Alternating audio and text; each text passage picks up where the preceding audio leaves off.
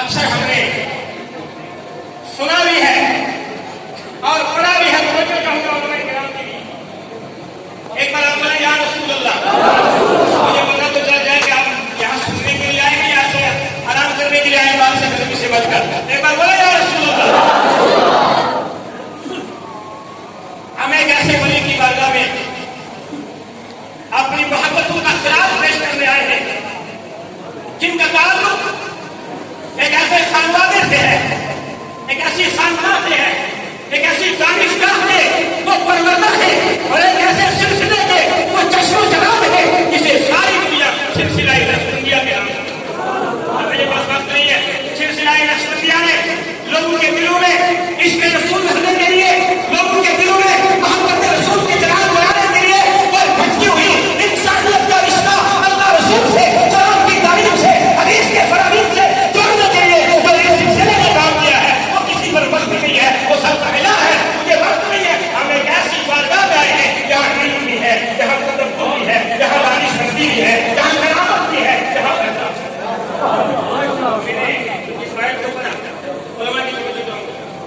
اکثر یہ سننے میں آتا ہے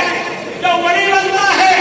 اس کو دنیا سے تعلق نہیں ہوتا, اور جو دنیا دار بن گئے وہ ولایت کے منصب کا فائز نہیں ہوتا. ہمیں لاکھ کے شہزادوں نے یہ بتا دیا ہے ہم علم دینی کے ساتھ ساتھ علم اصلیہ کی سنتیں اور ڈگریاں لے کر کے ہم خانقاہ میں جائیں تو مرشد بن کر بیٹھتے ہیں, ہم اسلام میں جائیں تو دانشور بن کے بیٹھتے ہیں, ہم اسمبلی میں جائیں تو قوم کے لیڈر بنتے ہیں.